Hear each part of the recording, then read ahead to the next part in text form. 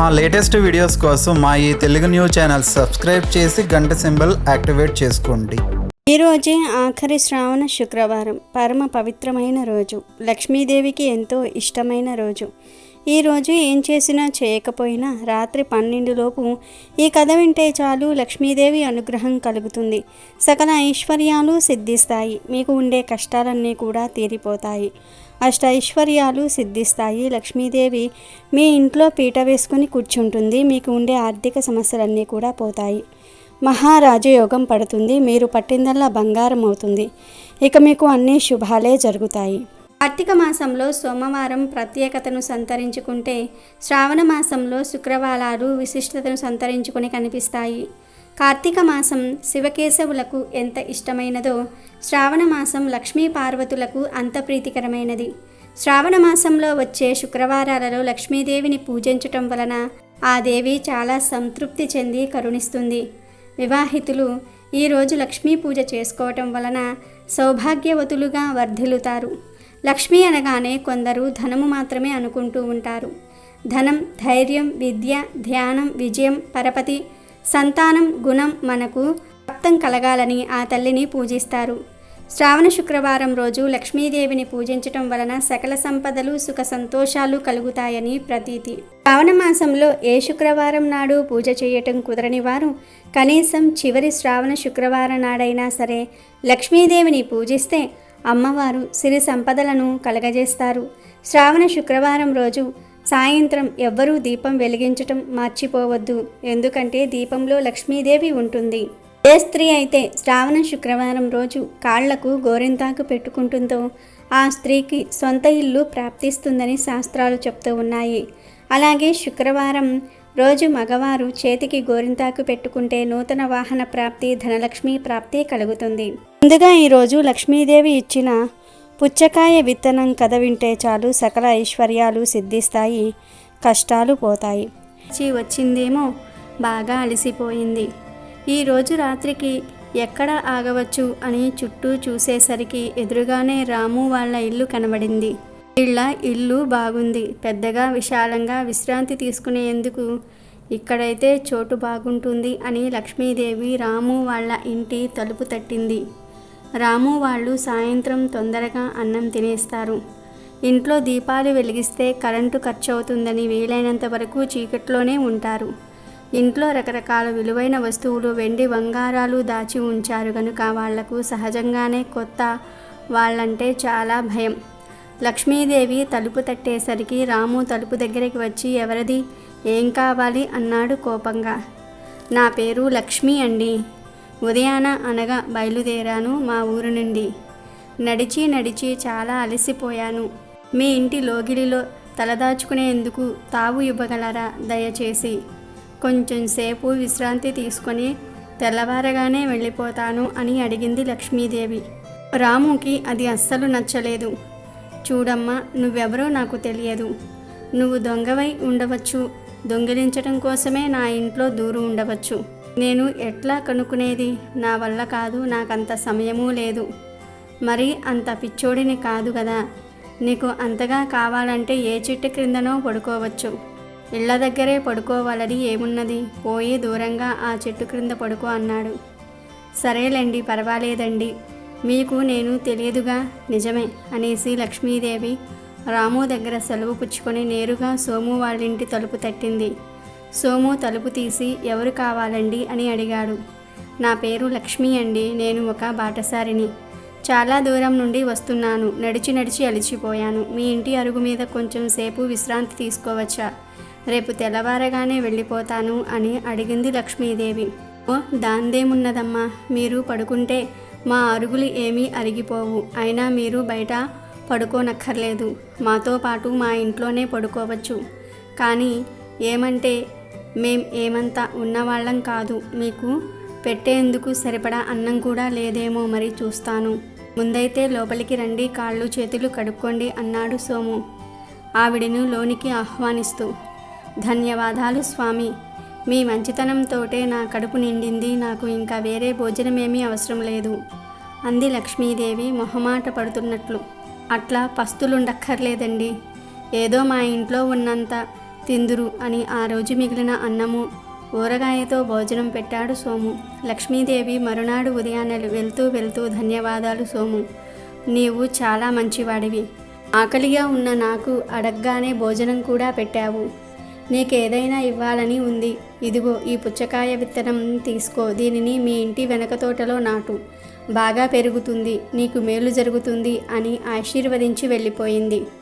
సోము చాలా కాలంగా మంచి పుచ్చకాయ విత్తనాల కోసం వెతుకుతున్నాడు. ఇది కూడా బాగానే ఉంది. దేవుడిచ్చిన విత్తనం అని అతను ఆ విత్తనాన్ని పెరట్లో నాటాడు. మరునాటి కల్లా అక్కడో మొలక బయటకు వచ్చింది. సాయంకాలం కల్లా అది తీగ వేసి పారింది. మరుసటి రోజుకొక వింత పిందె వేసింది. మూడో రోజు కల్లా అక్కడో బంగారు పుచ్చకాయ కాసింది. నిజంగానే ఆ పుచ్చకాయంతా మేలిమి బంగారం. దాని లోపల నిండా వజ్రాలు, మణులు, మాణిక్యాలు ఉన్నాయి. సోముకు చాలా సంతోషం వేసింది.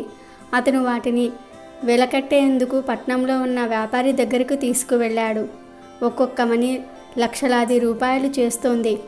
వాటిల్లోంచి సోమయ్య కేవలం ఒక చిన్న వజ్రాన్ని మటుకు అమ్మి మిగతావి పట్టుకుని సంతోషంగా ఇంటికి వచ్చాడు. ఆలోగా అతని పెరట్లోని పుచ్చకాయ మొక్క మరొక పిందె వేసింది. అయితే ఈ సంగతి ఎలా తెలిసిందో రాముకు తెలిసిపోయింది. అయ్యో, ఆ బాటసారి స్త్రీని నేనే ఇంట్లోకి పిలుచుకొని ఉంటే ఎంత బాగుండేది, ఇవన్నీ పూర్తిగా నావే అగును కదా అని అతనికి ఎక్కడ లేని ఏడుపు వచ్చేసింది. ఏమైనా కానీ ఈ పుచ్చకాయలకు అసలు హక్కుదారుణ్ణి నేనే, సోమయ్య కాదు అని అతను రాత్రికి రాత్రి సోమయ్య ఇంట్లో దూరి తీగకు ఉన్న పుచ్చకాయను దొంగతనంగా తీసుకుపోయాడు. కానీ మరునాడి ఉదయానికి చూస్తే అది కాస్త కుళ్ళిపోయి ఉన్నది. నిరాశగా చూస్తున్న రాముతో పుచ్చకాయ, నువ్వు చాలా చెడ్డవాడివి రాము. ఇతరులకు ఉపయోగపడే పని ఏదీ చేయటం నీకు అస్సలు ఇష్టం లేదు. ఎవరినైనా మీ ఇంటి అడుగు మీద పడుకోనిస్తే నీదేం పోతుంది అన్నది. ఇక అప్పట్నుంచి రాము ప్రవర్తనలో మార్పు వచ్చింది. సోము ధనవంతుడిగా మారి సంతోషంగా జీవించాడు. ఇక వీడియోలోకి వస్తే, అమావాస్యకు ముందు వచ్చే శుక్రవారానికి చాలా శక్తి ఉంటుంది. ఈరోజు ప్రకృతిలో అమ్మవారి శక్తి అధికంగా ఉంటుంది. ఈ రోజున చక్కగా ఒక మంచి నిమ్మకాయను తీసుకోండి. అంటే తాజాగా ఉన్న నిమ్మకాయ, మచ్చలు లేని నిమ్మకాయ తీసుకొని ఆ నిమ్మకాయను ఒక ఎర్రటి రంగు వస్త్రంలో వేయండి. ఈ నిమ్మకాయతో పాటు ఒక రూపాయి బిళ్ళను, ఒక మేకును కూడా వేసి వీటన్నిటినీ మూటలాగా కట్టి ఆ మూటను మీ ఇంట్లో బీరువా కింద పెట్టండి. ఇలా పెట్టడం వలన మీకు ఉన్న ఈ శుక్రవారం రోజు అమ్మవారి లీలను వింటే చాలు, జన్మ జన్మల పాపాలు పోయి కోటి జన్మల పుణ్యంతో పాటు ఎంతో ఐశ్వర్యం కూడా వస్తుంది. పూర్వకాలంలో కృష్ణాపురంలో రామయ్య, సుశీల అనే దంపతులు ఉండేవారు. రామయ్యది వ్యవసాయ కుటుంబం. 2 కొడుకులు, 2 కుమార్తెలు. ఉన్న కొద్దిపాటి పొలాన్ని సాగు చేస్తూ దానిపై వచ్చే ఆదాయంతో ఆ కుటుంబం జీవిస్తూ ఉన్నారు. పిల్లలు వయస్సు పెరుగుతున్న కొద్దీ ఇంటి ఖర్చులు పెరగసాగాయి. మగపిల్లలిద్దరూ పాఠశాలలకు వెళ్ళేవారు. ఆడపిల్లలు చిన్నవారు. ఆదాయం పెరగకపోవడంతో ఇల్లు గడవటం కష్టంగా ఉండేది.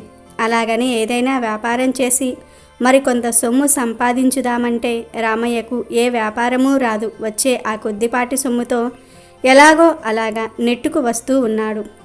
సుశీల ప్రతినిత్యం క్రమం తప్పకుండా శ్రీ మహాలక్ష్మి అష్టోత్తరాన్ని పఠించేది. అలాగే రామయ్య కూడా వీలున్నప్పుడల్లా ఆ ఊరిలోని శ్రీ మహాలక్ష్మి నారాయణ ఆలయానికి వెళ్ళి స్వామి అమ్మవార్లను దర్శించి వచ్చేవారు. రోజులు ఇలా గడుస్తూ ఉండగా ఒకనాడు వారింటికి ఒక దూరపు బంధువు వచ్చాడు. అతడు వీరింట ఒకరోజు ఉండి తిరిగి వెళ్తూ రామయ్యతో ఇలా అన్నాడు, రామయ్య, నిన్ను చూస్తే నాకెంతో బాధ వేస్తున్నది. ఈ గంపెడు సంసారాన్ని ఎలా నెట్టుకొస్తున్నావో కదా. ఇంకా ఈ పిల్లలు పెద్దవారై వారికి యుక్త వయసు వచ్చాక వారి వివాహాలు ఎలా చేయగలుగుతావు? నీవు ఆ శుభకార్యాలు ఎలా చేయగలుగుతావు? నీ సంపాదన చూస్తే చాలా తక్కువగా ఉంది. ఇల్లు గడవటమే కష్టంగా ఉంది. నీకొక విషయం చెప్తాను, విను. మా ఊరి దగ్గర అష్టలక్ష్మి దేవాలయం ఉన్నది. అక్కడ శ్రీ మహాలక్ష్మి అష్టలక్ష్ములుగా వెలిసి భక్తుల పూజలు అందుకుంటున్నది. ఆ తల్లి మహామహిమాన్వితమైనదిగా ప్రజలందరి నమ్మకం. ఈ దంపతులిద్దరూ ఒక్కసారి మా ఊరి వచ్చి ఆ దేవాలయానికి వెళ్ళి అష్టలక్ష్ములను దర్శించండి. ఆ తల్లి అనుగ్రహంతో మీకు మంచి రోజులు వచ్చి జీవితం శుభప్రదంగా గడుస్తుంది అని అన్నాడు. ఇది విని ఆ దంపతులు ఎంతో సంతోషించి త్వరలోనే తప్పక వస్తామని చెప్పారు. ఆ బంధువు వారి వద్ద సెలవు తీసుకుని ఊరి వెళ్ళిపోయాడు. ఆ మరునాడు ఉదయం లేవగానే దంపతులిద్దరూ కూడా స్నానమాచరించి పూజగదిలో నుంచుని శ్రీ లక్ష్మీనారాయణులకు నమస్కరించారు. అప్పుడు రామయ్య ఇలా అన్నాడు: స్వామి శ్రీమన్నారాయణ, ఆర్తజన రక్షకుడవు, ఆపద్బాంధవుడవు, నిన్ను నమ్మిన వారిని రక్షించే అమృతమూర్తివి. మమ్ములను ఈ కష్టముల నుంచి బయటపడేసే మార్గం నీదే తండ్రి. ఓ శ్రీమన్నారాయణ, నీకివే మా నమస్కారములు. ఓ మహాలక్ష్మి జగన్మాత, మిక్కిలి దయతో కూడి ఉన్న నీ చూపులతో మమ్ము కరుణించు తల్లి. ఆశ్రయించిన వారిని ఎల్లవేళలా రక్షించే అమృతమూర్తివి నీవే తల్లి. దయచేసి మా కుటుంబాన్ని కరుణించి నీ అనుగ్రహాన్ని ప్రసాదించు తల్లి. వీలైనంత త్వరలోనే నీ దర్శనం చేసుకుంటాము తల్లి. ఓ జగన్మాత, నీకివే మా నమస్కారములు అని ప్రార్థించి ఆ దంపతులిద్దరూ 11 రూపాయలు పసుపు గుడ్డలో ముడుపు కట్టి పెట్టారు. కొంతకాలానికి రామయ్య, సుశీల దంపతులు ముడుపు తీసుకొని అష్టలక్ష్మీ దేవాలయం దర్శనానికై బంధువులు ఊరు బయలుదేరి వెళ్లారు. ఊరి చేరేసరికి సాయంకాలమయ్యింది. రాత్రి బంధువుల ఇంట నిద్రించి ఉదయాన్నే నిత్య కృత్యాలు తీర్చుకుని అష్టలక్ష్మీ దేవాలయానికి చేరుకున్నారు. సాక్షాత్తు ఆ శ్రీ మహాలక్ష్మికి నిలయమై ఉన్నందువలన ఆ ఆలయం ఎంతో సుందరంగా ఉంది. అద్భుతమైన ఆ దేవాలయ సౌందర్యం చూసి ఆ దంపతులిద్దరూ ఎంతో ఆనందపడ్డారు. అఖిలలోక సౌందర్యవతి సుమనోహరి శ్రీమన్నారాయణి ప్రియ సఖి అయిన శ్రీ మహాలక్ష్మి అష్టలక్ష్ముల రూపంలో కొలువున్న ఆ దేవాలయం ఎంతో దివ్యమైన శోభను సంతరించుకోవటంతో ఆశ్చర్యమేసింది. శ్రీ లక్ష్మీనారాయణులను ప్రార్థిస్తూ ఆ దంపతుల ఆలయంలోనికి ప్రవేశించారు. అది శ్రావణమాసం కూడా కావటం చేత ఆలయమంతా ఎంతో దివ్యంగా అలంకరించబడింది. ఆలయ స్తంభాలకు అద్భుతమైన పుష్పాలు చక్కగా అలంకరించబడ్డాయి.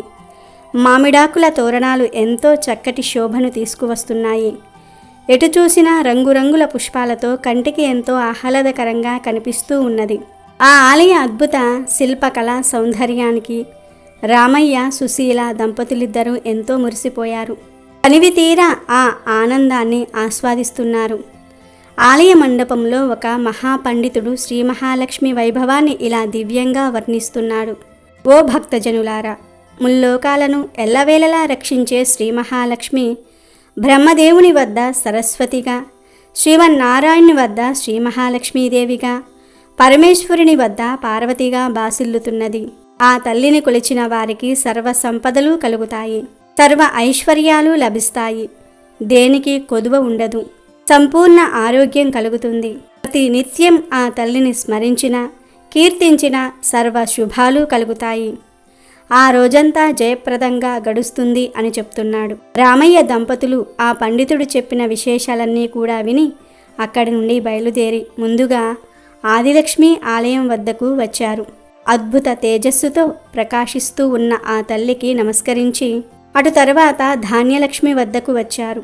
ధాన్యలక్ష్మిని ఎన్నో విధాలా స్తుతించి తర్వాత ధైర్యలక్ష్మి, గజలక్ష్మి, సంతానలక్ష్మి, విజయలక్ష్మి, విద్యాలక్ష్మి, ధనలక్ష్ములను దర్శించారు. ఎంతో దివ్యమైన తేజస్సుతో అద్భుతమైన పట్టు వస్త్రాలతోనూ రకరకాల దివ్య ఆభరణాలతోనూ అష్టలక్ష్ములందరూ కూడా ఎంతో అద్భుతంగా దర్శనం ఇచ్చారు. రామయ్య దంపతులు అష్టలక్ష్ములను ఎన్నో విధాలా స్తుతించి తమను కరుణించవలసిందిగా ప్రార్థించారు.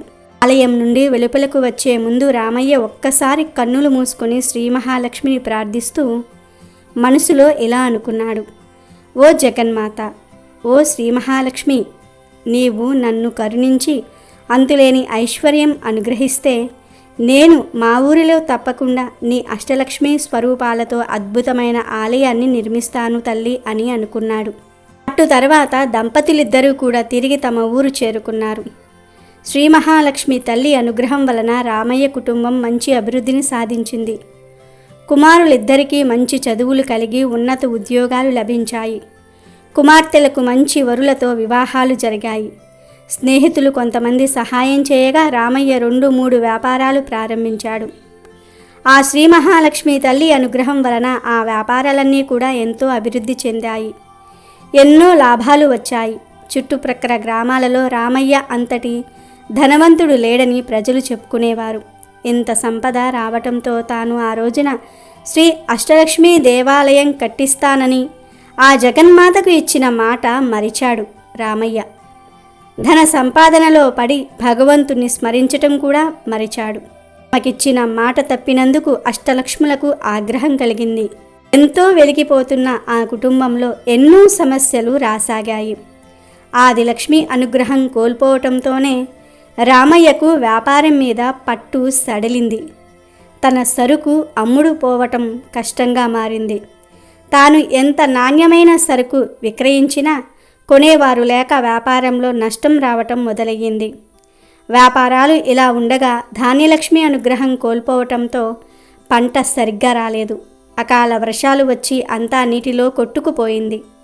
అటు వ్యాపారం సరిగ్గా లేక ఇటు పంట కూడా చేతికి రాక రామయ్య నానా కష్టాలు పడసాగాడు.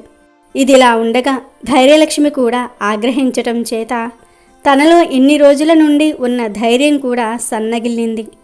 వ్యాపారం దెబ్బతిన్నప్పటికీ పంట కోల్పోయినప్పటికీ మరలా వచ్చే సంవత్సరం పుంజుకోవచ్చునని అనుకున్నాడు. కానీ ఎప్పుడైతే ధైర్యలక్ష్మి కూడా ఆగ్రహించిందో రామయ్య ధైర్యం మొత్తం కోల్పోయాడు. ఏ పని చేయలేకపోయాడు. ఏదో తెలియని నిరాశ రామయ్యను ఆవహించింది. కొన్ని రోజులకు గజలక్ష్మికి కూడా రామయ్యపై ఆగ్రహం కలిగింది. అక్కడితో రామయ్య అప్పుల పాలయ్యాడు. తాను ఉన్న ఇంటిని కూడా తాకట్టు పెట్టవలసి వచ్చింది. ఆ విధంగా అష్టలక్ష్ములైన ఆదిలక్ష్మి, ధనలక్ష్మి, ధైర్యలక్ష్మి, గజలక్ష్మి, సంతానలక్ష్మి, విజయలక్ష్మి, విద్యాలక్ష్మి, ధాన్యలక్ష్ముల ఆగ్రహానికి గురైన వాడై రామయ్య అనేక కష్టాలు పడ్డాడు. చివరికి ఒకనాడు ఇల్లు కూడా అప్పుల వారి పరమై ఒక అద్దె ఇంట్లో నివసింపసాగాడు. ఎంతో వైభవంగా బ్రతికిన ఆ ఊరిలో తాను ఎందుకు కొరగాని బికారివాణిలాగా బ్రతకవలసి వచ్చిందని చింతించాడు. ఇదంతా తన పూర్వజన్మ కర్మఫలం అని తలచాడు. అంతే తప్ప తాను అష్టలక్ష్ములకు ఇచ్చిన మాట నిలబెట్టుకోనందువలనే ఇది జరిగిందని గ్రహించలేకపోయాడు. కాలం ఇలా గడుస్తూ ఉండగా ఒకసారి ఆ ఊరికి ఒక సాధువు వచ్చాడు. అతడు ఎంతో మహిమగలవాడని, ఎవరి జాతకమైనా ఎంతో నిక్కచ్చిగా చెప్పగలడని ఊరంతా చెప్పుకున్నారు. ఆ మాట విన్న రామయ్య దంపతులు ఒకనాడు ఆ సాధువు వద్దకు వెళ్ళి తమ పరిస్థితిని కూడా విన్నవించారు. వీరి మాటలన్నీ కూడా సావధానంగా విన్న ఆ సాధువు కన్నులు మూసుకొని కొద్దిసేపు ధ్యానం చేసి ఏదో స్మరించిన వాడై కన్నులు తెరిచి రామయ్య దంపతులతో ఇలా అన్నాడు: నాయనలారా, శ్రీ మహాలక్ష్మి అనుగ్రహం కోల్పోవటం వల్లనే మీకు ఈ గతి పట్టింది. నీవు ఒక్కసారి నీ బంధువు ఊరు వెళ్ళినప్పుడు అక్కడ ఉన్న అష్టలక్ష్మి ఆలయానికి వెళ్ళి ఆ తల్లులందరినీ కూడా దర్శించి వారికి ఒక అద్భుత ఆలయం మీ ఊరిలో కూడా కట్టిస్తానని మొక్కుకున్నావు. కానీ ఎంతో ధనం సంపాదించిన తర్వాత నీవు కాలక్రమేణా ఆ మాట మరిచిపోయావు. ఆ తల్లులందరూ కూడా నిన్ను అనుగ్రహించటం వలనే నీవు వ్యాపారంలో ఎంతో లాభాలు ఆర్జించటం జరిగింది. నీ పంటలన్నీ కూడా ఎంతో ఎక్కువ దిగుబడిని ఇచ్చాయి. కానీ నీవు ఈ విషయం గ్రహించక ఆ అష్టలక్ష్ముల ఆగ్రహానికి గురైనావు. ఆడిన మాట తప్పటం వలన నీకు ఈ దుస్థితి పట్టింది అని అన్నాడు. అప్పుడు రామయ్య ఆ సాధువుతో, స్వామి, ఇప్పుడు నాకు గుర్తుకు వచ్చింది. నేను మా ఊరిలో అష్టలక్ష్మి దేవాలయం కట్టిస్తానని అన్నమాట నిజమే. కానీ నాకు ఐశ్వర్యం కలుగగానే కానరాని అహంకారంతో పడి ఆ తల్లులకు ఇచ్చిన మాట మరిచాను. ఇప్పుడు ఉన్న పరిస్థితుల్లో ఎలా తీర్చగలను? ఈ పరిస్థితి నుంచి బయటపడితే ఈసారి తప్పక నెరవేరుస్తాను. ఈ దుర్భర కష్టాల నుండి బయటపడే ఉపాయం చెప్పి మమ్ములను అనుగ్రహింపవలసింది అని ప్రార్థించాడు. అప్పుడు ఆ సాధువు వారితో ఇలా అన్నాడు: ఓ దంపతులారా, మీరు ఆ దేవాలయానికి వెళ్ళి అక్కడే 11 రోజులు నిద్రించి రోజు ఉదయాన్నే ఆలయ ఆవరణమంతా కూడా మీ చేతులతోనే శుభ్రం చేసి ఆ అష్టలక్ష్ములను సేవించండి. అప్పుడు మీకు ఆ తల్లుల అనుగ్రహం కలిగి తిరిగి మీ పూర్వ వైభవం మీకు కలుగుతుంది అని అన్నాడు. ఆ మాటలు విన్న రామయ్య దంపతులు అలాగే చేస్తామని చెప్పి ఆ సాధువుకు నమస్కరించి అతని వద్ద సెలవు తీసుకొని తమ ఇంటికి వెళ్ళారు. రామయ్య దంపతులిద్దరూ మరునాడే బయలుదేరి ఆ ఊరికి వెళ్ళి అక్కడ ఆలయం పక్కన ఉన్న ధర్మసత్రంలో బస చేశారు. ఆ ధర్మసత్రంలోనే 11 రోజులు ఉండి రోజూ ఉదయాన్నే లేచి త్వరగా కాలకృత్యాలు తీర్చుకుని ఆలయ ప్రాంగణమంతా కూడా చీపురు తీసుకుని శుభ్రంగా ఊడ్చేవారు. అటు తర్వాత నీళ్లు చల్లి సుశీల మంచి ముగ్గులు పెట్టేది. ఈ విధంగా ఆ అష్టలక్ష్ములను 11 రోజులు సేవించిన వారవటం చేత తిరిగి అమ్మవారి అనుగ్రహం పొందారు. అటు తర్వాత తమ ఊరు వచ్చారు. ఆ మరునాడే ఎప్పుడో దేశాంతరాలు వెళ్ళిన ఒక పాత స్నేహితుడు కలిసి రామయ్య దీన పరిస్థితిని తెలుసుకుని ఎంతో బాధపడి తిరిగి ఏదైనా వ్యాపారం ప్రారంభింపవలసినదిగా కొంత సొమ్ము ఇచ్చాడు. అది శ్రీ మహాలక్ష్మి అనుగ్రహం తప్ప మరి ఒకటి కాదని ఆ దంపతులు తలిచారు. జగన్మాత అనుగ్రహంతో కొద్ది రోజులలో వ్యాపారం ఎంతో అభివృద్ధి చెందింది. ఆ లాభాలతో మరొక వ్యాపారం ప్రారంభించి దానిలోనూ ఎన్నో లాభాలు గడించాడు. వచ్చిన సొమ్ముతో తిరిగి సొంత ఇల్లు కట్టుకున్నాడు. 2 ఎకరాలు పొలం కూడా కొన్నాడు. ఆ అష్టలక్ష్ముల అనుగ్రహంతో ఆ సంవత్సరం పంటలు కూడా పండి ఎంతో ఆదాయం లభించింది. 2 సంవత్సరాల్లో పోగొట్టుకున్న దానికంటే ఎక్కువ సంపాదించాడు. ఇక ఏమాత్రం ఆలస్యం చేయకూడదని తలచి పండితులను పిలిచి శ్రీ మహా అష్టలక్ష్మి ఆలయ శంకుస్థాపనకై శుభముహూర్తం నిశ్చయించాడు. శ్రీ మహాలక్ష్మి అనుగ్రహంతో ఆ ఆలయం కొద్ది రోజులలోనే ఎంతో అద్భుతంగా నిర్మితమైనది. చుట్టుప్రక్కల ఉన్న ఊళ్ళల్లో ఇంత దివ్యమైన ఆలయం ఎక్కడా లేదని పేరు వచ్చింది. రోజు ఎందరో భక్తులు వచ్చి అష్టలక్ష్ములను దర్శించి ఆనందపడి వెళ్ళేవారు. రామయ్య దంపతులు బ్రతికున్నంతకాలం సుఖంగా జీవించి చివరిన ముక్తిని పొందారు. శ్రీ మహాలక్ష్మిని నమ్మి కొలిచే వారికి ఎటువంటి కష్టాలు దరి చేరవు, సర్వ సౌభాగ్యాలు కలుగుతాయి. అలాగే ఈరోజు లక్ష్మీదేవి ఎలాంటి వారి ఇంట్లో స్థిరంగా ఉంటుందో తెలిపే ఈ పవిత్ర కథను వింటే చాలు లక్ష్మీదేవి అనుగ్రహం లభించి అష్ట ఐశ్వర్యాలు సిద్ధిస్తాయి. మరి లక్ష్మీదేవి రాము అనే ఒక వ్యక్తిపై కోపగించుకుని, రాము, మీ ఇంటి నుండి నేను వెళ్ళిపోతూ ఉన్నాను. ఇక మీ ఇంటికి దరిద్రదేవత రాబోతోంది. కాకపోతే నీకో వరం ఇవ్వదలుచుకున్నాను, అడుగు అని అంటుంది. అప్పుడు రాము లక్ష్మీదేవితో ఇలా అంటాడు, అమ్మ, నీవు వెళ్తూ ఉంటే ఆపే శక్తి నాకు లేదు. అలాగే దరిద్రదేవత వస్తుందంటే ఆపే శక్తి అంతకన్నా లేదు. మీలో ఒకరు ఉన్న చోట ఒకరు ఉండరు. కాబట్టి దరిద్రదేవత వచ్చినా కూడా మా ఇంటిలో ఇప్పుడు ఒకరి పట్ల ఒకరికి ఉన్న ప్రేమాభిమానాలు అలాగే ఉండేటట్లు వరం ఇవ్వమని అంటాడు. తదాస్తు అని లక్ష్మీదేవి రాముని దీవించి ఆ ఇంటి నుండి వెళ్ళిపోతుంది. కొన్ని రోజుల తర్వాత ఇంటిలో వంట చేస్తున్న రాము భార్య కూరలో ఉప్పు కారం సమపాలల్లో వెయ్యమని కోడళ్లకు చెప్పి గుడికి పోతుంది. కొంతసేపటికి చిన్న కోడలు ఉప్పు కారం కూరలో వేసి ఏదో పనిలో నిమగ్నమైపోతుంది. ఇంకొంతసేపటికి పెద్ద కోడలు వచ్చి కూరలో ఉప్పు వేశారో లేదో అని అనుమానం వచ్చి తను కూడా ఆ కూరకు తగినంత ఉప్పు వేసి వేరే పనిలో పడిపోతుంది. ఇంతలో అత్తగారు వచ్చి కోడళ్ళు ఇద్దరూ తమ పనిలో పడి ఉప్పు వేశారో లేదో అని తను కొంత వేస్తుంది. తర్వాత మధ్యాహ్న సమయం అవుతుంది. మధ్యాహ్నం రాము భోజనం చేసే సమయంలో కూరలో ఉప్పు ఎక్కువైందని గ్రహించి దరిద్రదేవత ఇంట్లోకి ప్రవేశించిందని తెలుసుకుంటాడు. ఏమీ మాట్లాడకుండా తిని లేస్తాడు. కొంతసేపటికి ఆ వ్యక్తి పెద్ద కొడుకు కూడా భోజన సమయంలో ఉప్పు ఎక్కువ అయిందని గ్రహించి నాన్నగారు తిన్నారా అని భార్యను అడుగుతాడు. తిన్నారు అని చెప్తుంది. దానితో నాన్నేమీ అనకుండా తిన్నాడు, నేనెందుకు అనాలి అని ఏమీ మాట్లాడకుండా తను తిని లేస్తాడు. ఇలా ఆ ఇంటి వాళ్ళంతా కూడా భోజనం చేసి వంట గురించి మాట్లాడకుండా ఉంటారు. దాంతో ఆ రోజు సాయంత్రం దరిద్ర దేవత రాము దగ్గరకు వచ్చి, నేను ఇక్కడ ఉండలేను, వెళ్ళిపోతున్నాను. ఉప్పు కసమైన వంట తిని కూడా మీ మధ్య ఏ మనస్పర్ధలు రాలేదు. మీరు ప్రేమగా ఐక్యమత్యంగా ఉన్నారు. ఇటువంటి చోట నేనుండను అని వెళ్ళిపోతుంది. దరిద్రదేవత వెళ్ళిపోవటంతో ఆ ఇంట మళ్ళీ లక్ష్మీదేవి నివాసం ఏర్పరచుకుంటుంది. కనుక ఏ ఇంటిలో ప్రేమ, ఆప్యాయతలు మరియు శాంతి కలకలలాడుతూ ఉంటాయో ఆ ఇల్లు లక్ష్మీ నివాసం అవుతుంది అనే విషయాన్ని ఈ కథ ద్వారా మనం గ్రహించాలి. మొదట లక్ష్మీదేవి స్వర్గలక్ష్మిగా ఉండేది. కానీ ఇంద్రుడు చేసిన పొరపాటు వల్ల ఆమె క్షీరసాగరంలో కలిసిపోయింది. ఇంద్రుడిలో క్రమక్రమంగా అహంకారం మొదలయ్యింది. పరమేశ్వరుడి అనుగ్రహంతో ముల్లోకాలకు అధిపతి అయ్యి ఆయన ఇచ్చిన శక్తితో జంబాసురుడు అనే రాక్షసుని సంహరించాడు ఇంద్రుడు. ఆ సంతోషంలో చతుర్థి ఐరావతం అనే ఏనుగు మీద ఊరేగుతున్నాడు. ఆ సమయంలో వైకుంఠం నుండి వస్తున్న దుర్వాస మహర్షి ఇంద్రుని చూసి రాక్షస సంహారం చేసిన ఇంద్రుడికి విష్ణుమూర్తి పాదం మీద ఉన్న పుష్పాన్ని అంటే విష్ణు ప్రసాదాన్ని ఇచ్చాడు. దాన్ని ఇంద్రుడు పదార్థ దృష్టితో ఏనుగు కుంభస్థలం మీద పెట్టాడు. అతన్ని మించిన మదం ఉన్న ఆ ఏనుగు ఆ ప్రసాదాన్ని తొండంతో తీసి కింద పడేసి కాలితో తొక్కి వెళ్ళిపోయింది. అప్పుడు దుర్వాస మహర్షికి కోపం వచ్చి ఆ ప్రసాదం వల్లనే నీకిన్ని సంపదలు వచ్చాయి, ఆ ప్రసాదాన్ని తోలనాడావు గనుక నీ సంపదంతా కూడా నీటిపాలు అవ్వుగాక అని మహర్షి శపిస్తాడు. ఈ శాపం తగలగానే బ్రహ్మ దగ్గరకు ఇంద్రుడు వెళ్ళి తను చేసిన తప్పు చెప్పి నా సంపద పోయినా పర్వాలేదు కానీ మళ్ళీ ఎప్పుడు అహంకారం మొలకెత్తని స్థితిని నాకివ్వు అని ప్రార్థించాడు. అప్పుడు బ్రహ్మ నీ ఇంద్రియ శక్తులన్నీ ప్రసాదములే, ప్రసాదమంటే అనుగ్రహం. విష్ణువుని విడిచిపెడితే ఆయన వెంట ఐశ్వర్యాలన్నీ కూడా వెళ్ళిపోతాయి, లక్ష్మి వెళ్ళిపోతుంది. విష్ణువు వేరు, ఆయన ప్రసాదం వేరు కాదు. అందువల్ల ఇప్పుడు ఆయనను శరణు వేడు అని నారాయణుని దగ్గరకు తీసుకొని వెళ్ళాడు.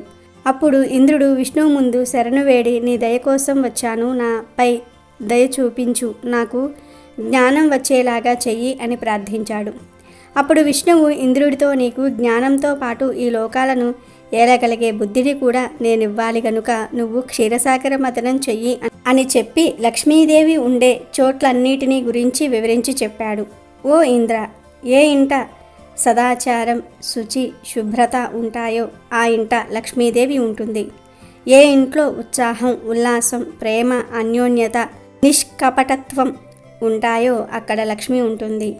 ఏ ఇంట శంఖధ్వని ఉండదో తులసి ఉండదు అక్కడ లక్ష్మి ఉండదు. అలాగే యోగ్యులైన వేదవేత్తలకు భోజనం పెట్టడం శివార్చన ఏ ఇంట జరుగుతాయో అక్కడ లక్ష్మి ఉంటుంది. కలియుగంలో అశ్రద్ధ దుర్మేధ రాజ్యమేలుతున్నాయి. శ్రద్ధ మేధ ఎక్కడుంటే అక్కడ లక్ష్మి ఉంటుంది, మిగిలిన చోట్ల అలక్ష్మి ఉంటుంది. విష్ణు నింద విష్ణు భక్తుల నింద చేసేవారిని మహాలక్ష్మి విడిచి వెళ్ళిపోతుంది. శుద్ధత లేనివాడు క్రూరుడు ఇతరులను నిందించే విప్రుడి ఇంటిని లక్ష్మి విడిచి వెళ్ళిపోతుంది. గరికను పువ్వులను ఎవ్వరూ గోళ్లతో చిక్కుతారో వారిని లక్ష్మి విడిచిపెట్టి వెళ్ళిపోతుంది. వేలి కొనలతో గోళ్లతో నేల మీద రాసిన లక్ష్మి విడిచిపెడుతుంది. పండితుడు విద్వాంసుడు ఎవరి ఇంటి నుంచి నిరాశతో వెళ్తారో ఆ ఇంటి నుంచి లక్ష్మీదేవి కూడా వెళ్ళిపోతుంది. సూర్యోదయంలో సూర్యాస్తమయంలో ఎవరు భోజనం చేస్తారో నిద్రపోతారో వారి ఇంటిని లక్ష్మి విడిచిపెడుతుంది. ఆ సమయంలో అనుష్ఠానం చేయాలి. ఆచారహీనుడైన విప్రుణ్ణి లక్ష్మి విడిచిపెడుతుంది. కాళ్ళు కడుక్కుని తుడుచుకోకుండా తడి కాళ్లతోనే నిద్రపోతే ఆ ఇంటిని లక్ష్మి విడిచిపెడుతుంది. శిరస్సుకు నూనె రాసుకుంటూ ఎవరినైనా ముట్టుకుంటే వాళ్ళిద్దరిని లక్ష్మి విడిచిపెడుతుంది. తమ ఒంటి మీద సంగీతం వాయించుకునే వారిని లక్ష్మి విడిచిపెడుతుంది. వ్రత నియమం లేకుండా ఉపవాస నియమం లేకుండా జీవించే విప్రుడి ఇంటిని లక్ష్మి విడిచిపెడుతుంది. ఎక్కడ విష్ణు ప్రశంస విష్ణు భక్తుల ప్రశంస జరుగుతాయో అక్కడ లక్ష్మి సంతోషంగా ఉంటుంది. ఎక్కడ శివలింగార్చన శివ సంకీర్తనం జరుగుతాయో అక్కడ నా భార్య ఉంటుంది. ఎక్కడ దుర్గాదేవిని అర్చన చేస్తారో ఎక్కడ సర్వ దేవతల్ని గౌరవిస్తారో అక్కడ లక్ష్మీదేవి ఖచ్చితంగా ఉంటుంది.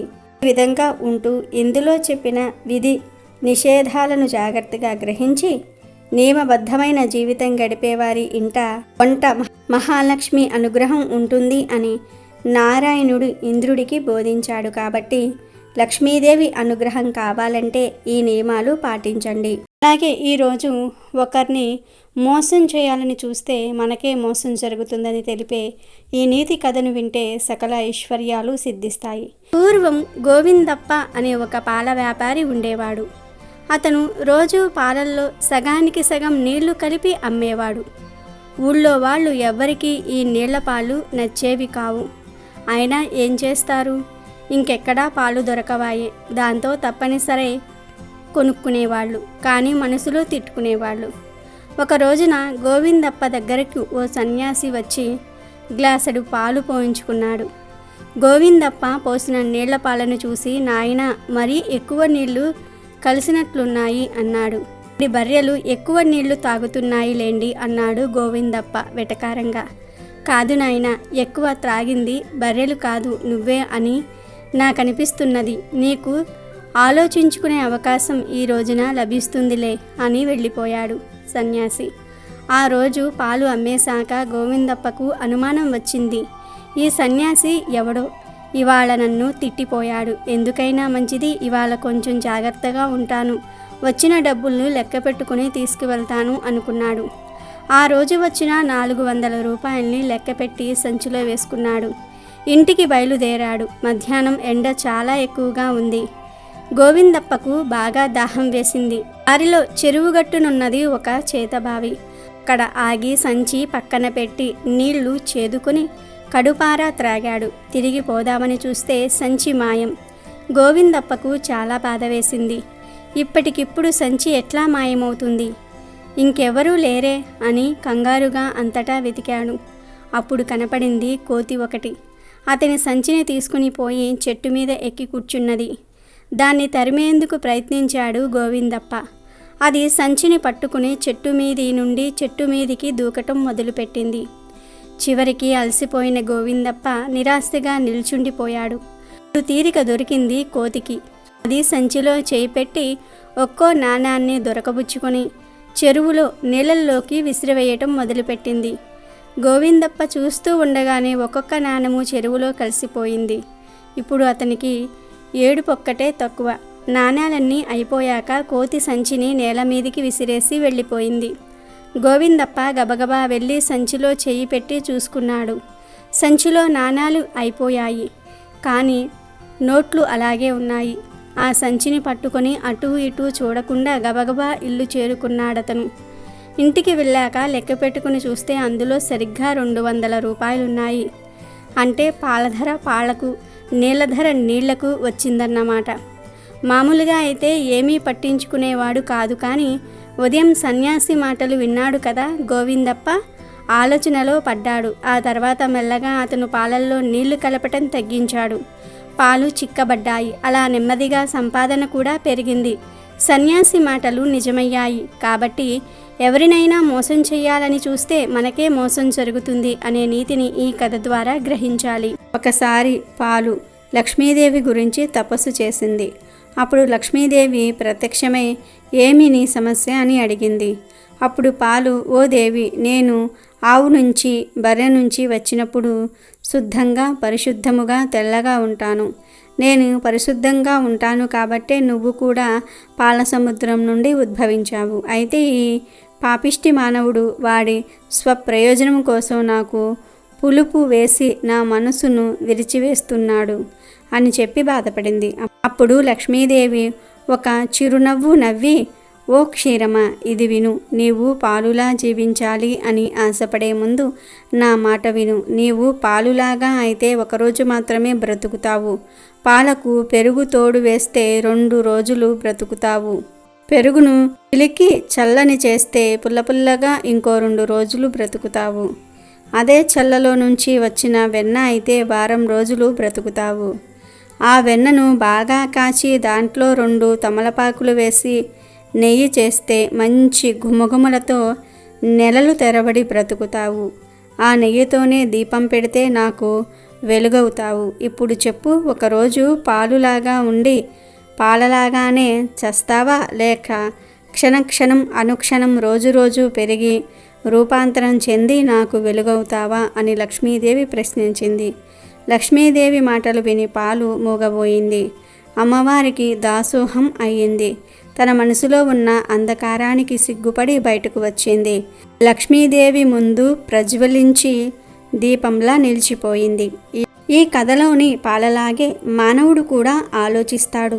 ఎవరో తమ మనస్సును విరిచేశారు అని మనసును పాడు చేసుకుని బాధపడే కంటే క్షీరము వలె మనసులో ఆధ్యాత్మికత అనే తోడు వేసుకొని ఆ ఆధ్యాత్మికతను ఈశ్వరనామ స్మరణతో చిలకరించి దానిని దైవ చింతనతో కాచి దానిలో నుంచి వచ్చిన జ్ఞానంతో ఎప్పుడా అని ఆ పరమాత్మలో ఏకమవ్వడానికి ఎదురు చూస్తూ జన్మను సార్థకతం చేసుకోవాలి.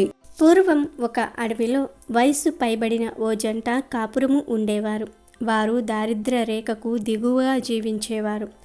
వారి ఇంట్లో కట్టుకోవడానికి ఒక గుడ్డ ముక్క కూడా ఉండేది కాదు. వారి ఇద్దరిలో ఒకరు ఇంట్లో ఉంటే మరి ఒకరు చిన్న వస్త్రం పీలికను ఒంటిపై కట్టుకుని యాచనకు వెళ్ళేవారు. ఓ రోజు ఇంటి యజమాని యాచనకు వెళ్ళగా ఏమీ దొరక్కపోవటంతో చాలా బాధపడతాడు. చివరికి ఓ చెట్టు కింద కూర్చొని తన కష్టాలను చెట్టుతో చెప్పుకుంటూ ఉంటాడు. అయితే ఆ చెట్టుపై ఉన్న గుడ్లగూబ అతని కష్టాలను విని అతని కష్టాలను తీర్చాలని ప్లాన్ వేస్తుంది. ఓవైపు లక్ష్మీదేవిని ఓ కంట కనిపెడుతూ తను వెళ్తున్న మార్గాన్నే అనుసరిస్తూ వెళ్తుంది. అలా లక్ష్మీదేవి ఏ ఇంట్లో కాళ్ళు మోపడానికి ప్రయత్నిస్తుందో ఆ ఇంటి మేడపైకి ఎక్కి అరుస్తుంది. సాధారణంగా శాస్త్రం ప్రకారం గుడ్లగూబ ఏ ఇంటి మీద వాలుతుందో ఆ ఇంట్లోకి లక్ష్మీదేవి ప్రవేశించకూడదు. కనుక లక్ష్మీదేవి ఆ శబ్దం విని అక్కడి నుండి వెళ్ళిపోతుంది. కానీ ఓ రోజు లక్ష్మీదేవి ఏ ఇంటికి వెళ్ళడానికి ప్రయత్నించినా ఆ ఇంటి దగ్గరికి వెళ్ళి గుడ్లగూబ అరుస్తూ ఉండటంతో ఆ దేవికి అనుమానం వస్తుంది. తన వైపు కోపంగా చూస్తుంది. ఆ సమయంలో గుడ్లగూబ లక్ష్మీదేవిని ఆ వయసు మళ్ళిన వారి ఇంటికి తీసుకువెళ్తుంది. ఆ ఇంట్లో కటిక పేదరికంతో బాధపడుతున్న జంటను చూసి లక్ష్మీదేవి చలించిపోతుంది.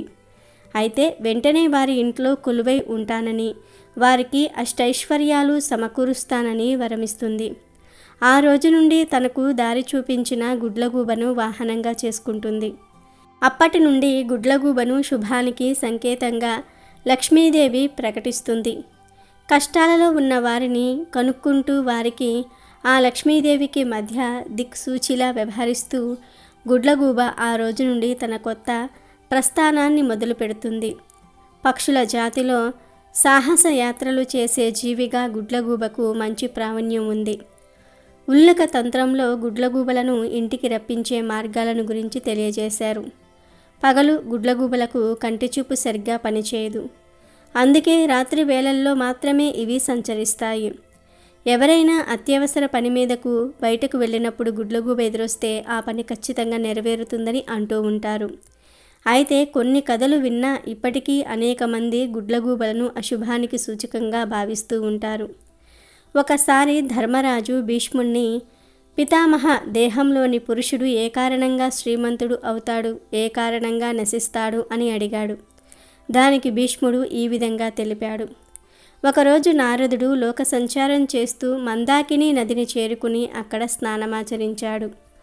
ఆ సమయంలో అప్పటికే ఇంద్రుడు మందాకిని నదిలో స్నానమాచరించి అనుష్ఠానం తీర్చుకోవటం కోసం ఇంద్రుడితో సంభాషించసాగాడు. అప్పుడు ఒక స్త్రీ వచ్చి ఇంద్రుడికి నమస్కరించింది. ఇంద్రుడు, నీవు ఎవరు, ఎక్కడకు పోతున్నావు అని అడిగాడు. దానికి ఆ స్త్రీ, ఓ ఇంద్ర, నేను తామర పువ్వు నుండి జన్మించిన లక్ష్మిని. ఇప్పటి వరకు నేను రాక్షసుల వద్ద ఉన్నాను. ప్రస్తుతము వారి ప్రవర్తన నచ్చక ఇప్పుడు నీ వద్దకు వచ్చాను అన్నది. అప్పుడు ఇంద్రుడు, అది సరే, ఇప్పటి వరకు రాక్షసుల వద్ద ఏ గుణములు నచ్చి వారి వద్ద ఉన్నావు? ఇప్పుడు నీకు వారు ఎందుకు నచ్చలేదు? నిన్ను మెప్పించాలంటే ఏమి చెయ్యాలి అని అడిగాడు. దానికి లక్ష్మీమాత, ఇంద్ర, ఇప్పటి వరకు అసురులు దానములు, వేద అధ్యయనము చేయటము, అతిథులను సత్కరించటం వంటి మంచి పనులు చేశారు. ఇప్పుడు వారికి గర్వము పెరిగి మంచి గుణములను విడిచిపెట్టారు. అందుకని నేను వారిని విడిచిపెట్టాను. నీవు సత్య ధర్మపరుడవని ఎరిగి నీ వద్దకు వచ్చాను. గురువుల ఎడ భక్తి కలవారు, పితరులను దేవతలను పూజించువారు, సత్యమును పలికేవారు, దానశీలురు, ఇతరుల ధనమును గాని భార్యలను గాని కోరనివారు, పగలు నిద్రించనివారు, వృద్ధుల పట్ల, బాలల పట్ల, స్త్రీల పట్ల దయ కలిగినవారు, బ్రాహ్మణులను పూజించువారు, నిత్యము శుచి శుభ్రత కలిగినవారు, అతిథులకు పెట్టిగాని భుజించని వారు నాకు అత్యంత ప్రీతిపాత్రులు. నేను వారి వద్ద ఉండడానికి ఇష్టపడతాను. అలా కాక కామముకు, లోభము, క్రోధములకు లోనై ధర్మమును విడిచినవారు, గర్విష్ఠులు, అతిథి సత్కారము చెయ్యనివారు, పురుష వాక్యములు పలుకువారు, క్రూరపు పనులు చేయువారును నేను మెచ్చను. అటువంటి వారి వద్ద ఉండడానికి నేను ఇష్టపడను అన్నది లక్ష్మీదేవి. ఆ మాటలకు ఇంద్రుడు, నారదుడు ఎంతో సంతోషించారు. ఇంద్రుడు లక్ష్మీదేవితో సహా స్వర్గానికి వెళ్ళాడు. కనుక ధర్మరాజా, లక్ష్మీదేవి నివాస స్థానములు శ్రీమంతుడు అవ్వాలంటే లక్ష్మీదేవిని ఎలా మెప్పించాలో తెలుసుకుంటివి కదా, అలా నడుచుకో అన్నాడు. కనుక లక్ష్మీదేవికి సంతోషమును కలిగించే విధంగా నడుచుకున్న వారు ఆ దేవి అనుగ్రహాన్ని పొంది సుఖ సౌఖ్యాలు అనుభవిస్తారు. ఏనుగు యొక్క కుంభస్థలం, గోపృష్టం, తామర పువ్వు, బిల్వదళం, స్త్రీ యొక్క శ్రీమంతము అనగా నుదిటి భాగము, ఈ 5 కూడా లక్ష్మీదేవికి ప్రబల నివాస స్థానములు. అందుకే ఏనుగు ముఖమును, గోపృష్టమును పూజించటం వలన, పద్మములతోనూ బిల్వదళములతోనూ ఈశ్వరుని సేవించటం వలన, సీమంతమందు కుంకుమతో అలంకరింపబడిన స్త్రీల ముఖమును దర్శించటం వలన లక్ష్మీదేవి అనుగ్రహం కలుగుతుంది. అనేక సంపదలను పొందగలము. పూర్వకాలంలో కళింగ దేశంలో వెంకటాచారి అనే కంసాలి ఉండేవాడు. అతడు పనిలో ఎంతో నైపుణ్యం చెందినవాడిలాగా పేరుగాంచాడు. వెంకటాచారి అతని భార్య సుమతి ఎంతో దైవభక్తులు. ఆ దంపతులకు 2 ఆడపిల్లలు, శారద, నీరజ. వారు చక్కగా చదువుకుంటూ తల్లికి చేదోడు వాదోడుగా ఉండేవారు. వెంకటాచారి నైపుణ్యం కలవాడే, కానీ ఏమాత్రం కల్తీకి పాల్పడకుండా ఎంతో నిజాయితీగా పనిచేసేవాడు. మిగిలిన తోటి కంసాలులు కక్కుర్తిపడి కల్తీ చేసి తక్కువ సొమ్ముకే పనులు ఒప్పుకొని చేసేవారు. దీనివలన వెంకటాచారికి ఆదాయం అంత ఎక్కువగా ఉండేది కాదు. ఏదో వచ్చిన సొమ్ముతో కాలం గడుపుకుంటూ వస్తూ ఉన్నాడు. రోజులు ఇలా గడుస్తూ ఉండగా పెద్ద కూతురికి వివాహ వయసు వచ్చింది. నెమ్మదిగా సంబంధాలు వెతకటం మొదలుపెట్టాడు. కానీ ఎక్కడా ఏదీ కుదరలేదు. వెంకటాచారి పక్క ఇంట్లో కృష్ణశర్మ అనే పురోహిత కుటుంబం ఉంటుంది. కృష్ణశర్మ భార్య రుక్మిణి, సుమతి ఎంతో స్నేహితులుగా ఉండేవారు. కృష్ణశర్మ, రుక్మిణి దంపతులకు పద్మప్రియ అనే కుమార్తె ఉండేది. ఆమె వయసు సుమారు 7 సంవత్సరాలు. ప్రతిరోజు వాకిట్లో పూలు కోసుకొని సుమతికి తెచ్చి ఇచ్చేది. అంతేకాక రోజు 1 గంటైనా వారింట్లో గడిపి వెళ్ళేది. వెంకటాచారి పెద్ద కుమార్తె శారద పెళ్లి ఎంతకు నిశ్చయం కాకపోవడంతో ఆ దంపతులకు ఎంతో బెంగగా ఉండేది. ఒకనాడు కృష్ణశర్మ భార్య రుక్మిణి సుమతితో 1 వారం రోజుల పాటు రుక్మిణి కళ్యాణ పారాయణం చేయమని చెప్పింది. ఆ విధంగానే శారద పారాయణం చేయగానే ఆ మరునాడే మంచి వరునితో వివాహం నిశ్చయమైంది.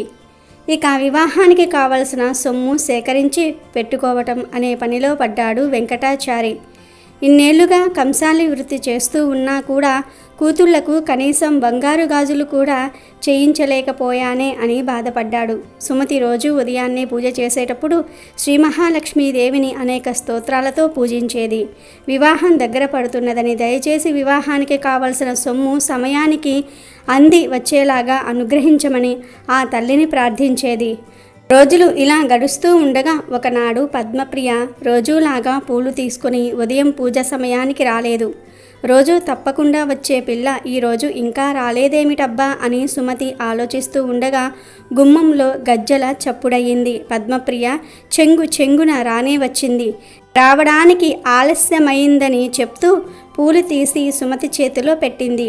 ఆ రోజు పద్మప్రియ రోజు కంటే అందంగా ఎంతో తేజస్సుతో కనిపించింది. సుమతి పద్మప్రియను, ఈరోజు నీ పుట్టినరోజా, ఇంత చక్కగా అలంకరించుకున్నావు అని అడిగింది. లేదు అత్తయ్య, రోజులాగానే తయారయ్యాను. స్నానం చేయటం కాస్త ఆలస్యం కావటంతో పూలు తీసుకురావటం ఆలస్యమయ్యింది. అది సరే గాని ఈ జత బంగారు గాజులు అమ్మ నీకు చూపించమని చెప్పింది. కొత్తగా కొనుక్కుందట, నిన్ను చూడమని పంపింది అన్నది. అప్పుడు సుమతి ఆ గాజులు తన చేతిలోనికి తీసుకుని చూస్తూ ఉండగా పద్మప్రియ ఇప్పుడే వస్తాను అని చెంగున బయటకు వెళ్ళింది. సుమతి ఆ గాజులను దేవుడి దగ్గర ఉంచింది. కాసేపైన తర్వాత పద్మప్రియ రాగానే ఇచ్చేద్దామని అనుకున్నది. వంట ఇంట్లోకి నైవేద్యం తీసుకురావడానికి వెళ్ళి పాయసం పూర్తవ్వగానే తీసుకువచ్చి పూజగదిలో కూర్చుంటుంది. ఎదురుగా చూస్తే 2 జతల బంగారు గాజులు కనబడ్డాయి. ఇవేమిటి? ఇవి ఎక్కడి నుంచి వచ్చాయి? తాను ఇక్కడ పెట్టినది 1 జతే కదా? లేదా నేను పరధ్యానంలో ఉండి గమనించలేదా? పద్మప్రియ నా చేతికి 2 జతలు ఇచ్చిందా అని తలుస్తూ పూజ పూర్తి చేసి దేవునికి నైవేద్యం పెట్టింది. ఆ 2 జతల గాజులను తీసుకుని రుక్మిణికి ఇవ్వాలని వారింటికి వెళ్ళింది. ఆమెను చూసిన రుక్మిణి, ఏమిటి వదిన, చేతిలో ఆ బంగారు గాజులు ఎక్కడివి? పిల్లలిద్దరికీ చేయించావా అని అడిగింది. ఇది విన్న సుమతి నోట మాట రాలేదు. అదేమిటి వదిన, ఇందాక పద్మప్రియ వచ్చి ఇచ్చింది కదా, నీవు కొనుక్కున్నావని నాకు చూపించమని చెప్పింది కదా అని అన్నది. అప్పుడు రుక్ని, అదేమిటి వదిన, పద్మప్రియ మీ ఇంటికి రావటమేమిటి? నిన్నటి నుంచి పిల్లకు ఒక్కటే జ్వరం, మంచం దిగనే లేదు, ఎక్కడికి వెళ్ళలేదు. అస్సలు ఆమె మీ ఇంటికే రానప్పుడు ఈ గాజులు ఎలా తెస్తుంది? అయినా నేను ఈ మధ్య అసలు గాజులే కొనుక్కోలేదు అని అన్నది. ఇది విన్న సుమతికి ఎంతో ఆశ్చర్యం కలిగింది. మరి ఇందాక వచ్చినది ఎవరు? ఆ గాజులు ఇచ్చినది ఎవరు అని ఆలోచిస్తూ ఉండగా ఆ వచ్చినది సాక్షాత్తు శ్రీ మహాలక్ష్మీదేవియే అని తోచింది. ఈ విషయమే రుక్మిణితో అన్నది. వారిద్దరూ ఎంతో ఆశ్చర్యపోయారు, మరెంతో ఆనందపడ్డారు. జరిగిన విషయమంతా వారి భర్తలకు చెప్పారు. వెంకటాచారి దంపతుల సంతోషానికి అంతులేదు. వచ్చినది సాక్షాత్తు శ్రీ మహాలక్ష్మీదేవియేనని గ్రహించారు. తమను అనుగ్రహించిన ఆ జగన్మాతను ఎన్నో విధాలా స్తుతించారు. తమ కుమార్తెలకు సాక్షాత్తు ఆ శ్రీ మహాలక్ష్మీదేవియే బంగారు గాజులను అనుగ్రహించిందని ఎంతో ఆనందపడ్డారు. ఇద్దరూ పూజగదిలో నుంచుని ఆ జగన్మాతను స్మరిస్తూ ఇలా అన్నారు. ఓ లోక జనని, దారిద్ర్య దుఃఖాన్ని పాపాంధకారాలను పారద్రోలే అమృతమూర్తివి నీవే తల్లి. దీనులైన వారి బాధలను అన్నిటినీ నశింపచేసే నీ కరుణా కటాక్షములు మాపై ప్రసరింపుము తల్లి. నీకివే మా నమస్కారాలు అమ్మ. మిక్కిలి దయగలిగిన నీ కడగంటి చూపులతో నీ కరుణామృతాన్ని మాపై కురిపించు తల్లి. నీవు సర్వమంగళ ప్రదాయినివి. సకల చరాచర జగత్తు యందు నీవే వ్యాపించి ఉన్నావు తల్లి. నీకివే మా ప్రణామములు. నిన్ను నమ్మిన వారికి సర్వ శుభములను అనుగ్రహించే లోక పావనివి. నీకివే మా నమస్కారములు అని పరివరి విధాల ప్రార్థించారు. లక్ష్మీదేవి తమకు సాయం చేసినందుకు ఎంతో సంతోషించారు. జగత్తును పోషించే శ్రీ మహావిష్ణువు భార్య గనుక లక్ష్మీదేవిని జగజ్జనని అని పిలుస్తూ ఉంటారు. పురాణాల ప్రకారం ఈ ప్రపంచమంతా అమ్మవారి ప్రేమ మాయలతో నడుస్తుంది. ఒకప్పుడు లక్ష్మీదేవి ప్రపంచంలోని ప్రతి ఒక్కరూ లక్ష్మిని మాత్రమే కలిగి ఉండాలని కోరుకుంటున్నారని తెలిసి గర్వపడుతుంది. తన అనుగ్రహం లేకుండా ఎవ్వరికీ ఏ పని జరగదని భావిస్తుంది. అయితే శ్రీహరి అమ్మవారి యొక్క ఈ అహంకారాన్ని పసిగడతాడు. లక్ష్మీదేవి అహంకారాన్ని అంతం చేయటం చాలా అవసరమని భావిస్తాడు. ఈ నేపథ్యంలో శ్రీహరి అమ్మవారితో, ఓ లక్ష్మి, ప్రపంచం మొత్తం నీ అనుగ్రహం కోసం ఆరాటపడుతోంది. అయినప్పటికీ నువ్వు అసంపూర్ణంగా ఉన్నావు అని అన్నాడు. నారాయణుని మాటలు విన్న లక్ష్మీదేవి చాలా బాధపడుతూ తాను ఎలా అసంపూర్ణురాలిని అని అడుగుతుంది. అప్పుడు మహావిష్ణువు ఆమెతో, ఒక స్త్రీ తల్లి కానంత వరకు ఆమె సంపూర్ణం కాదు. నువ్వు తల్లివి కాలేదు గనుక అసంపూర్ణంగానే ఉన్నావు అని చెప్తాడు. విష్ణుమూర్తి మాటలకు నొచ్చుకున్న లక్ష్మీ అమ్మవారు వేదనకు గురై తన స్నేహితురాలు పార్వతి వద్దకు వెళ్తుంది. అయితే అప్పుడే గణాధిపత్యాన్ని పొంది రాక్షస సంహారం చేసిన గణపతిని దేవతలు, దేవగణాలు అందరూ కూడా కీర్తిస్తూ ఉన్నారు. గణాధిపతికి జన్మనిచ్చిన గౌరమ్మను కూడా అందరూ గొప్పగా ప్రశంసించారు. బిడ్డను ఎవరైనా పొగుడుతూ ఉన్నారంటే పొంగిపోని తల్లి మనసు ఎక్కడుంటుంది? గౌరమ్మ కూడా వినాయకుణ్ణి చూసి ఆనందంతో ఉప్పొంగిపోయింది. ఈ సందర్భంలోనే లక్ష్మీదేవికి నాకు కూడా ఇటువంటి బిడ్డే కావాలి అని అనిపించింది. ఆలస్యం చేయకుండా ఆ సిరి మహాలక్ష్మి శ్రీ మహావిష్ణువును ప్రార్థించి, నాకు వినాయకుడి లాంటి కొడుకే కావాలి, కుదిరితే వినాయకుడే నా కొడుకు కావాలి అని అడిగింది. అప్పుడు విష్ణుమూర్తి, నువ్వే ఆ వినాయకుణ్ణి ప్రార్థించి ప్రసన్నం చేసుకో లక్ష్మి అని చెప్తాడు. వెంటనే అమ్మవారు వినాయకుణ్ణి కొడుకుగా పొందేందుకు తపస్సు చేసింది. ఆ తల్లి మనసు తపన విని గణేశుడు పరుగున వచ్చి, అమ్మా, ఎందుకు నా గురించి తపస్సు చేస్తూ ఉన్నావు? నీ కోరికేమిటో తెలియజేయి తల్లి అని అడిగాడు. అప్పుడు లక్ష్మీదేవి వినాయకుడితో, గణపతి, నీ నుండి అమ్మ అన్న ఈ పిలుపు నాకు శాశ్వతం కావాలి అని కోరింది. దానికి గణపతి, అది నా అదృష్టం తల్లి, అలాగే కానివ్వు అన్నాడు. అంతే.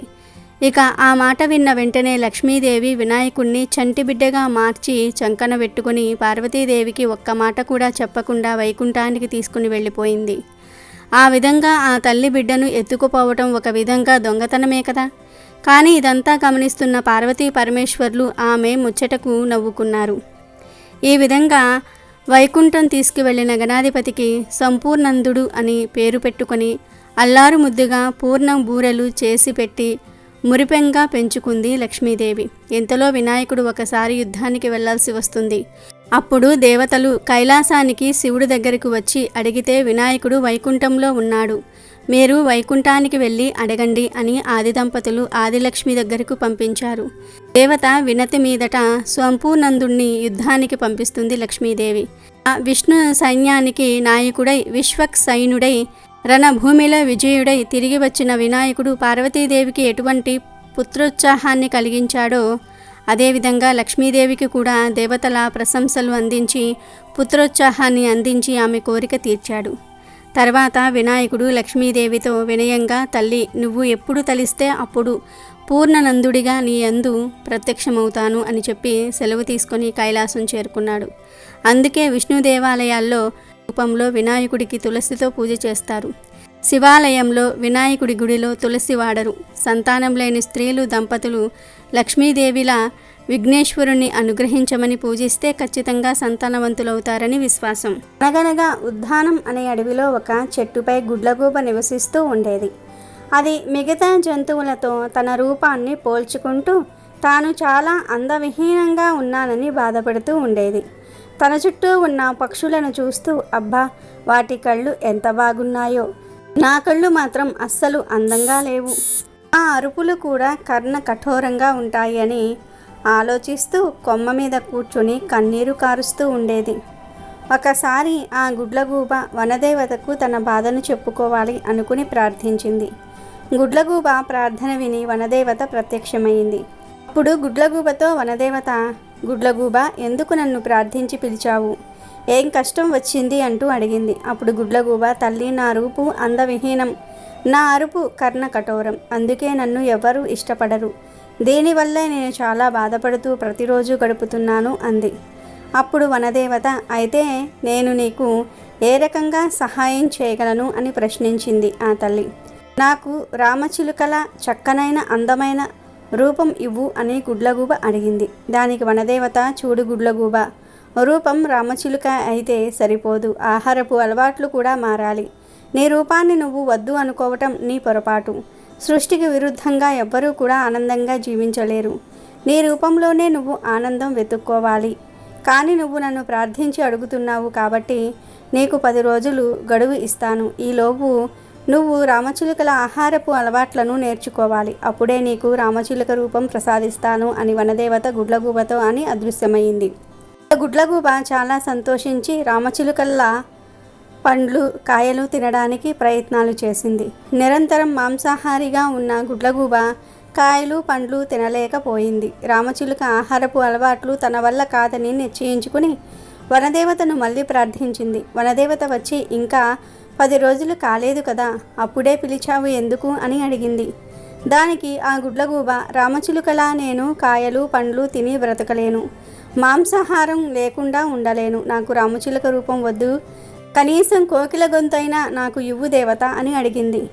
వనదేవత గుడ్లగూబ కోరికను మన్నించి కోకిల గొంతును ప్రసాదించింది. గుడ్లగూబ ఉబ్బి తబ్బిబ్బైపోయింది. చెట్టు మీద కూర్చొని కోకిల గొంతుతో గుడ్లగూబ అరవటం మొదలుపెట్టింది. గుడ్లగూబ కోకిల గొంతుతో అరుస్తూ ఉండటంతో పక్షులన్నిటికీ చాలా చిరాకు అనిపించింది. దాంతో పక్షులన్నీ గుడ్లగూబ దగ్గరకు వచ్చి ఎగతాళిగా నవ్వటం మొదలుపెట్టాయి. గుడ్లగూబ మనసు చిన్నబోయింది. మళ్ళీ వనదేవతను పిలిచింది. వనదేవత ప్రత్యక్షమైంది. ఏమైంది, మళ్ళీ పిలిచావు అంటూ అడిగింది. అప్పుడు గుడ్లగూబ కోకిల గొంతుతో నేను అరుస్తూ ఉంటే ఈ పక్షులన్నీ నన్ను ఎగతాళి చేస్తూ ఉన్నాయి అంది. నాకు ఈ కోకిల గొంతు వద్దు, నెమలిలా అందమైన పించాలు ఇవ్వు అంటూ అడిగింది. వనదేవత చిరునవ్వుతో అలాగే అంటూ అదృశ్యమైంది. గుడ్లగూబ ఈకలు నెమలి పించాల్లాగా మారిపోయాయి. గుడ్లగూబ తన రూపాన్ని చూసి చాలా మురిసిపోయింది. తన రూపాన్ని అందరికీ చూపించాలని గాలిలో ఎగరడానికి ప్రయత్నించింది. కానీ నెమలి పించాలు బరువు వల్ల ఎగరలేకపోయింది. అయ్యో, నేను గాలిలో ఎగరలేకపోతున్నాను, దీనికి కారణం నెమలి పించాలే కదా. వనదేవత చెప్తూ ఉన్నా వినకుండా నా రూపం అందవిహీనంగా ఉందని భావిస్తూ నా అరుపులు కర్ణ కఠోరంగా ఉన్నాయి అని అనుకుని నన్ను నేనే చిన్న చూపు చూసుకొని ప్రకృతి ప్రసాదించిన రూపాన్ని వద్దనుకున్నాను. నాకు జ్ఞానోదయమైంది. ప్రతి జీవి మనుగడ సాగించడానికి వీలుగా దేవుడు వాటి రూపాలు నిర్ణయించాడు అని మనసులో అనుకుంది. వనదేవతను పిలిచి, నన్ను క్షమించు తల్లి, నాకు జ్ఞానోదయమైంది, నాకు ఏ రూపము వద్దు, నా స్వీయ రూపమే ముద్దు, నన్నులాగానే తిరిగి చెయ్యి అంటూ ప్రార్థించింది. వనదేవత సరే అని అదృశ్యమైంది. గుడ్లగూప తిరిగి వచ్చిన తన రూపాన్ని చూసి మురిసిపోయింది.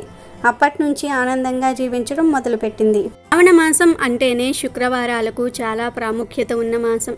మన శుక్రవారం వచ్చిందంటే ఆడపిల్లల దగ్గర నుంచి ముత్తైదువులు ముసలివారి వరకు కూడా తల స్నానాలు చేసి నూతన దుస్తులు ధరించి లక్ష్మీదేవికి ప్రత్యేక పూజలు చేసుకుని వీధిలోని తోటి ముత్తైదువులను ఇంటికి పిలిచి వారి కాళ్లకు పసుపు రాసి నుదుట కుంకుమ పెట్టి ఆకు వక్క పండు గాజులతో కూడిన తాంబూలాలు ఇచ్చి వారి దీవెనలు తీసుకోవటం జరుగుతుంది.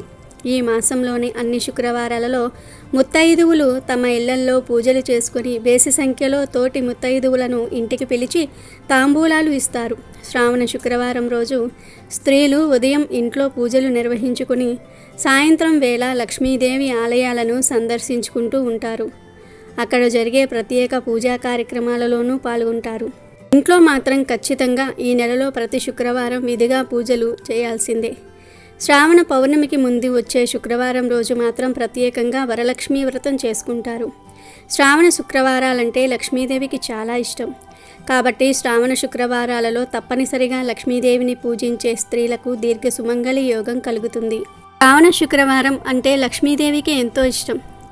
అసలు శుక్రవారం అంటేనే ప్రేమ, దాంపత్యము, అందం వంటి వాటికి చిహ్నము. ఎందుకంటే శుక్రవారానికి అధిపతి అయిన శుక్రుడు ఆయా లక్షణాలను ప్రభావితం చేస్తాడని నమ్మకం. పైగా లక్ష్మీదేవికి సైతం శుక్రవారం ప్రీతికరం కాబట్టి శుక్రవారం నాడు అమ్మవారిని కొలుచుకుంటే అటు అమ్మవారి అనుగ్రహం, ఇటు గ్రహాల అనుకూలత సిద్ధిస్తాయి. శ్రీ మహావిష్ణువు జన్మ నక్షత్రం శ్రవణము. చంద్రుడు ఈ నక్షత్రాన సంచరించే మాసం శ్రావణ మాసం. విష్ణుమూర్తి, మహాలక్ష్మి ఎంతో అన్యోన్యంగా ఉంటారో ఈ మాసాన శుక్రవారాల్లో అమ్మవారిని కొలుచుకునే వారి దాంపత్యం అంత అన్యోన్యంగా కొనసాగుతుందని భక్తుల నమ్మకం. శ్రావణ శుక్రవారం రోజున మహాలక్ష్మికి వివాహితులు ప్రత్యేక పూజలు చేయటం వల్ల తమ కుటుంబ ఆయురారోగ్యాలతో ఉంటుందని, లక్ష్మీదేవి అనుగ్రహం కలుగుతుందని, తమకు ఆదాయానికి ఎలాంటి ఢోకా ఉండదని చాలామంది నమ్ముతూ ఉంటారు. లక్ష్మి అనగానే ప్రతి ఒక్కరూ కేవలం ధనం మాత్రమే అనుకుంటూ ఉంటారు.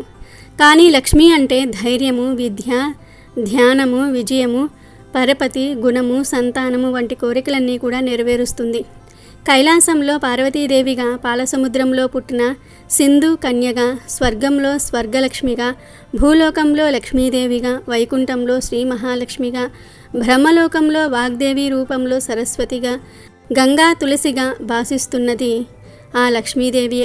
గృహాలలో గృహలక్ష్మిగాను, గోవులలో కామధేనువుగాను, యజ్ఞంలో దక్షిణాదేవిగాను, చంద్రునిలో శోభాలక్ష్మిగాను, పాతాళంలో నాగలక్ష్మిగాను, సూర్యునిలో తేజోలక్ష్మిగాను, పృథ్వీలో మహాలక్ష్మిగాను ప్రకాశిస్తున్న ఆ తల్లి శ్రీమన్నారాయణుడి హృదయలక్ష్మిగా భక్తులందరినీ కూడా తరింపచేస్తున్నది.